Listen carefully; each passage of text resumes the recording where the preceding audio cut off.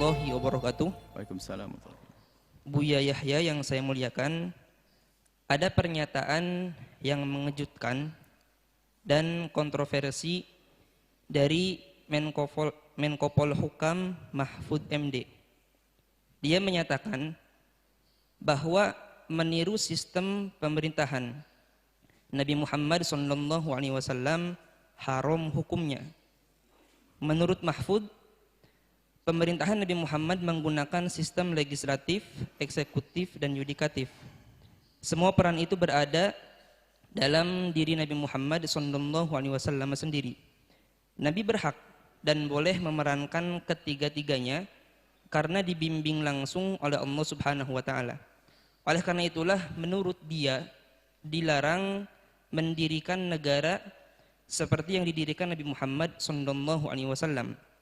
Pertanyaannya, bagaimana cara menyikapi terhadap pernyataan Mahfud MD yang kontroversi tersebut? Mohon penjelasannya, Bu ya. Terima kasih. Masya Allah. Ini kalau sudah membawa nama-nama orang ini, saya tidak bisa duduk dengan beliaunya, nggak bisa ngomong, nggak bisa tanya. Cuman penanya ini, kalau seandainya dengar ayat yang kita baca hari ini, nggak usah bertanya lagi kayaknya. Kebetulan ayatnya sangat tepat yang kita baca hari ini, masalah ittakhadhu ahbarahum wa ruhbanahum arbaba min dunillah. Ayat surat At-Taubah ayat ke berapa? 31, 32 sampai 33. Kalau dia baca ayat itu sudah selesai mungkin. Cuman karena ya pertanyaan yang disampaikan, baik kita jawab bahwa siapapun Anda, saya tidak bicara tentang Pak Mahfud atau yang lainnya, akan tapi semua umat Nabi Muhammad, demi kelestarian iman Anda. Anda hidup bukan di dunia dengan jabatan Anda saja, bukan hidup di dunia dengan kekayaan Anda, semua akan berakhir. Tapi Anda akan menuju kepada akhirat. Dan yang akan Anda bawa adalah iman yang benar. Saya tidak menasihati tokoh-tokoh, tapi saya menasihati diri saya sendiri dan Anda semua, wahai saudaraku. Yang pertama, urusan agama jangan Anda main-main. Anda harus berhati-hati kalau Anda ingin mengungkapkan, mencetuskan sesuatu tentang agama, tentang keimanan, tentang Islam. Dan jangan main-main Anda. Saya tidak bicara tentang tokoh tadi, mohon maaf. Saya pinggirkan ini. Saya bicara kepada Anda, saudaraku. Jangan main-main. Akan tapi di saat Anda bicarakan tentang Islam, bicaralah tentang Islam yang Anda yakini dibawa oleh Nabi Muhammad SAW. Yang Anda yakini itu Nabi, dan itu adalah ajaran dari Allah yang maha tahu tentang keadaan semua makhluknya. Dan Anda harus yakini bahasanya Islam ya'lu wa la yu'la alaih, Islam tertinggi. Itu Anda orang beriman. Jika ada orang di luar sana yang mengatakan lain, itu urusan dia.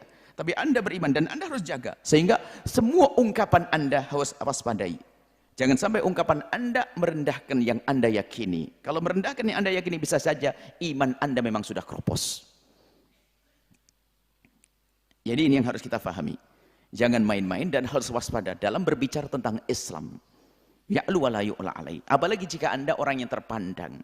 Salahnya Anda, kalau ada orang di kampung nggak banyak tahu, dia salah-salah untuk dirinya.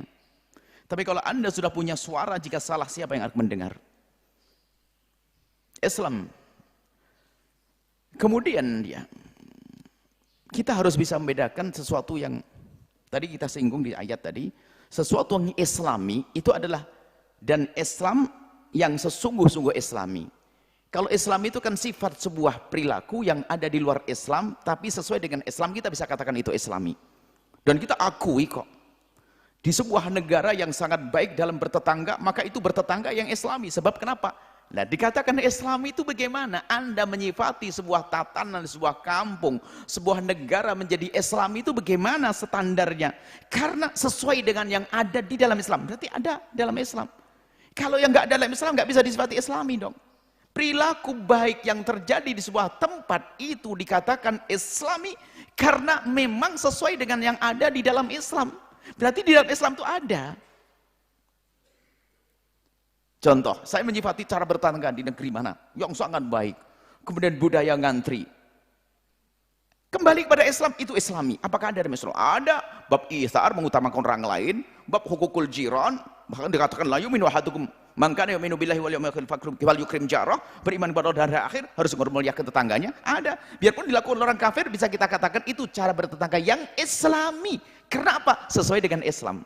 Nggak mungkin dikatakan Islami kalau tidak ada dalam Islam. Apakah mungkin setelah itu mengatakan ini Islami, tentu apa? Kamu tidak boleh mengambil Islam. Kan aneh. Nggak mungkin dong. Berarti yang mengakui sesuatu itu Islami berangkat dari mengakui di dalam Islam itu ada. Sehingga yang ada di dalam Islam itu untuk menyetempel sebuah pekerjaan itu Islami. Ini harus begitu beda. Mungkin tentang sebuah negara yang dikatakan Islami. Memang tidak ada Islam di dalamnya Islami. Islami ada beberapa hal, mungkin cara bertetangga, cara hidup yang baik dan sebagainya. Karena sesuai dengan Islam. Tapi apakah Islam saya itu tidak boleh diterapkan? Ya jadi salah kalau tidak boleh. Ya Islam karena Islami maka hendaknya kita menyuarakan bagaimana kita menerapkan Islam. Jangan dirubah. Islami boleh, Islam nggak boleh. Anda lagi tidur barangkali kalau begitu. Anda ngantuk. Wong Islami boleh, Islam tidak boleh. Kan aneh.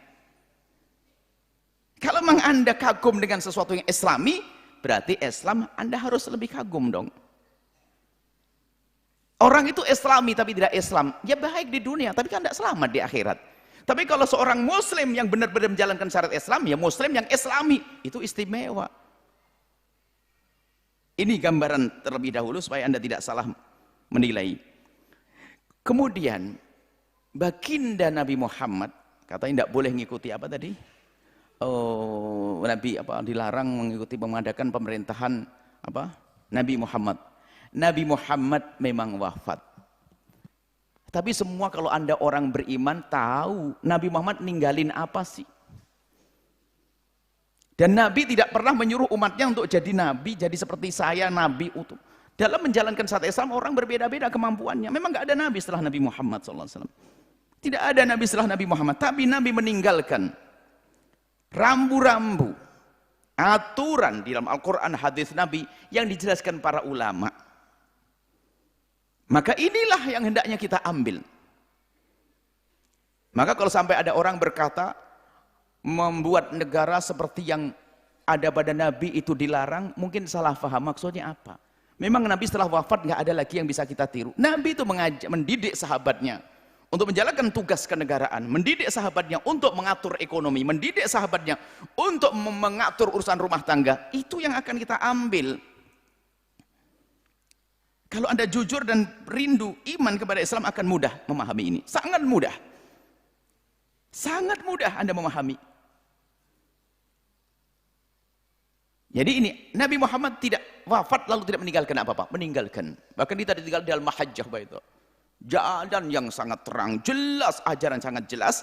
Dan kejelasan ini tentunya matanya siapa dulu? Kalau mata kita ikut ulama. Ulama yang akan memahamkan. Ini menjalankan syariat Nabi Muhammad.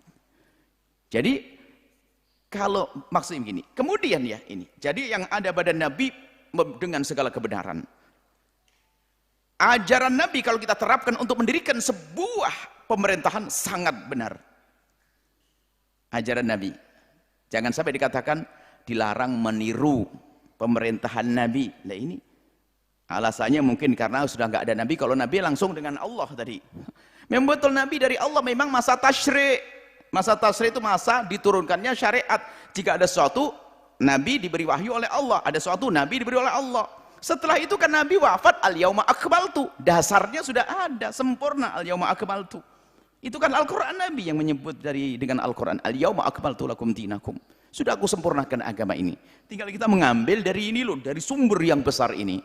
Untuk membuat tatanan negara. Ada penansi ijtihadnya.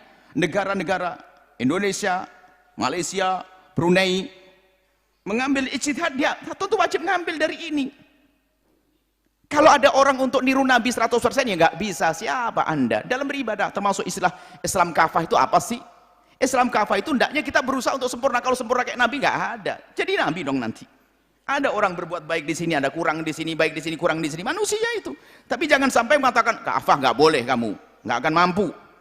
Ya memang nggak akan mampu. Jangan sampai gara-gara tidak mampu lalu tidak niru Nabi. Nah ini menyesatkan. kamu nggak akan mampu niru Nabi. Ibadahnya Nabi begini, Nabi dengan wahyu. Kalau begitu nggak usah ikut Nabi. Kenapa? Kau tidak akan mampu. Ini menyesatkan dan mengeluarkan orang dari iman. Ketahuilah Allah mengutus Nabi untuk kita dari bangsa manusia untuk ditiru. Dalam segalanya, dalam duduk makan termasuk dalam bernegara, maka sangat salah dan sangat salah dan sangat salah kalau mengatakan tidak boleh niru yang dibawa oleh Nabi dalam urusan pemerintahan. Sangat salah. Kemudian kita perlu kejujuran. Kalau Anda ingin membenarkan sebuah tatanan, benarkan, katakan tatanan ini tidak bertentangan dengan syariat, cukup, tanpa harus Anda mengatakan dilarang mengikuti pemerintahan Nabi. Saya mengatakan Indonesia dengan Pancasila sah, tidak bertentangan dengan Nabi, selesai. Tanpa saya harus merendahkan syariat Nabi atau mengatakan dilarang mengikuti pemerintahan Nabi. Ini bahaya sekali. Bahaya sekali ini. Kalau kami mengatakan Pancasila tidak bertentangan dengan syariat Nabi Muhammad, kalau Anda ingin membenarkan sebuah tatanan, benarkan sesuai dengan istihad Anda, memang Anda ahlinya, tapi jangan Anda berkata merendahkan. Enggak boleh. Mengikuti dilarang, bahkan tadi katanya haram, serem banget. Masa mengikuti pemerintah mandiri haram? Anda memahaminya di sisi mana? Inilah yang harus ditegaskan. Kadang-kadang mohon maaf, mungkin saya tidak menyinggung siapa tadi, Pak Menteri dan sebagainya. Kami tidak punya urusan dengan satu orang, urusan kami dengan umat. Kami rindu semua selamat, sebab menteri akan berganti-ganti, presiden juga akan berganti-ganti. Kami ingin omongan kami jadi pegangan nanti sampai kapanpun. Saya tidak masa saya urusan dengan satu orang. Rambu-rambu saya untuk berlaku untuk semuanya. Dan ketahuilah, orang yang tidak bisa memahami tentang Islam yang mencakup sebuah urusan manusia, urusan makhluk Allah, maka ada 3 model. Orang yang tidak bisa meyakini dan tidak bisa menganggap kalau Islam itu bilang sumulnya Islam, alamiyahnya Islam, internasional, bukan saja, semua akan dijangkau oleh syariat Islam. Yang tidak bisa meyakini tentang syumulnya Islam, tentang luasnya jangkauan Islam, maka ada 3 manusia. Yang pertama, orang itu belum tahu. Kalau belum tahu ya nggak ngerti. Anda punya uang berapa sih? Nggak tahu ya nggak tahu, saya anggap fakir ya. Masa saya salah, saya nggak tahu kok. Misalnya Anda, padahal dia orang kaya raya, hanya karena nggak pernah kelihatan pakai mobil ya, saya anggap fakir ya. Memang kelihatannya fakir dia. Ya saya nggak salah karena saya tidak tahu. Maka yang mengatakan Islam tidak syumul dari orang Muslim yang tidak mencakup semuanya, maka ketahuilah mungkin dia tidak tahu. Ini yang pertama. Yang paling aman dikatakan dia tidak tahu. Kalau tidak tahu ya belajar dan jangan ngomong banyak tentang Islam dulu. Yang kedua adalah orang kafir memang di luar Islam. Yang ketiga adalah orang munafik, dia ngerti Islam hanya untuk kepentingan sesaat urusan tidak tahu. Urusan macam-macam mulai pada di zaman setelah Nabi ada urusan menjilat untuk kepentingan menjilat, tahta, harta, atau menjadi ruhban sama ahbar tadi. Hanya mungkin prestis, dia mungkin hanya ingin eksis dalam ingin ditampak, menunjukkan dirinya bisa berkomentar atau ngomong asal macam-macam, wallah alam. Ini 3. Yang pertama munafik. Yang pertama adalah tidak mengerti. Kalau orang tahu nggak mungkin dan tidak mungkin, wong iman kok. Apa artinya iman Anda kepada Allah, iman kepada Rasulullah, iman kepada syariat Nabi Muhammad? Apa artinya kalau bukan Anda meyakini bahwasanya syariat Nabi Muhammad berlaku setiap zaman dan setiap tempat? Lalu setelah itu mengatakan nggak boleh niru Nabi. Nabi harus ditiru. Yang dibuat Nabi harus ditiru. Semampu kita. Kalau Anda tidak mampu, ya jangan katakan tidak boleh, saya tidak mampu. Urusan sunnah-sunnah yang ringan saja, ini kita nggak mampu. Tapi kan harus. Jangan gara-gara kamu tidak akan mampu. Terus, ya memang nggak akan mampu. Nabi kan langsung dicintai Allah, disayang Allah. Beliau bisa sholat sunnah. Kamu nggak mampu, ya sudah, jangan ikut ya, jangan ikut sunnah Nabi sekali. Kan kurang ajar nanti, bahaya itu. Kesimpulannya, yuk kita berhati-hati dalam bertutur kata, dalam berucap. Kemudian setelah itu jangan main hujat juga. Kami hanya menjelaskan tentang agungnya Islam. Ingat, yuriduna ayyutfi'u nurallahi bi afwahihim wa ya'ba Allah illa ayyutimma nurah. Ada upaya-upaya untuk merendahkan Islam. mematikan, memadamkan cahaya Islam, tapi Allah yang akan mengangkat. Semoga Allah memilih kita untuk menjadi hamba-hamba yang selalu menyerukan kebenaran. Yang menyeru kebenaran, jadi juru damai di semesta ini. Ingat, jadi seperti itu, jadi itu ungkapan kalau benar dari orang tersebut, maka ya salah. Bahkan harus dirubah setelah itu bahwasanya Islam untuk semuanya. Adapun mengakui negara Indonesia sah. Saya akui negara Indonesia negara sah, dipimpin oleh seorang presiden sah. Sebagai negara sah, dalam Islam sah seperti itu. Sah kepemimpinan yang sah. Dan kita wajib patuh dalam hal-hal yang baik, kecuali hal yang haram nggak boleh patuh. Kita akui. Tapi tanpa harus merendahkan atau mengatakan bahwasanya kita nggak perlu. Bahkan haram, kan serem banget. Haram, tadi katanya haram. Dilarang mengikuti pemerintahan Nabi. Wah, ini bahaya sekali kalimat tersebut. Wallahu alam. Dan kami mohon semuanya, barangkali ini ada yang mendengar suara ini. Sebab biasanya diputar di YouTube dan sebagainya. Jangan dipotong-potong. Kami cinta kepada semuanya. Jika Pak Menteri tersebut mengatakan sesuatu seperti itu, kami berharap setelah dengar ini, kalau mau dengar. Kalau tidak mau dengar, saya tetap doakan semoga Allah memberikan hidayah kepada siapapun. Kalau mau dengar, segera ditarik. Mohon maaf, selesai. Dan yakinkan kepada semuanya, Islam adalah ya'lu wa la yu'la alaihi. Dan Nabi Muhammad patut ditiru dalam segalanya. Kecuali hal-hal yang sangat khusus, yang memang sudah dijelaskan para ulama. Dan mari kembali kepada para ulama Rasulullah sallallahu alaihi wasallam. Kemudian setelah itu, mari kita tegakkan rambu-rambu Islam. Di negeri kita negeri bebas. Negeri yang bebas. Artinya kita berlomba-lomba. Kalau ingin menegakkan syariat Islam, jangan nunggu adanya undang-undang Islam. Tapi tegakkan syariat Islam dalam diri Anda sendiri. Takut kepada Allah. Dalam keluarga Anda. Jangan zalim. Kemudian setelah itu mulai masyarakat dan seterusnya. Islam itu ya seperti itu indah. Islam itu berlaku untuk siapa saja, kapan saja, dan di mana saja. Dan setelah itu mohon jangan caci maki. Kami tidak mencaci siapapun. Kalau memang masalah membenarkan sesuatu yang selama ini kami anggap salah, ya wajar. Kalaupun saya salah, ya jelaskan, tunjukkan kepada kami tentang kesalahan kami, dan itu bagi kami adalah hadiah besar. Tapi mohon yang cocok, setuju, ada yang sesuai, yang senang dengan apa yang kami sampaikan, tolong jangan Anda mencaci siapapun. Jangan Anda mencaci siapapun. Kalau Anda yang tidak cocok dengan kami, kalau mencaci kami akan jadi pahala buat kami. Itu jadi sederhana. Tapi Anda yang mencintai kami, yang sesuai dengan cocok Anda, jangan mencaci siapapun. Kami tidak mengajarkan caci maki, dan baginda Nabi Muhammad pun tidak mengajarkan caci maki. Tapi Anda renungi ayat apa yang kami sampaikan, kemudian Anda pikir, Anda renungi, dan kemudian dengan kebenaran yang kami sampaikan, Anda yakini. Jika ada salah, sampaikan kepada kami untuk kami berbenah. Tapi jangan caci maki. Wallahu a'lam bishawab.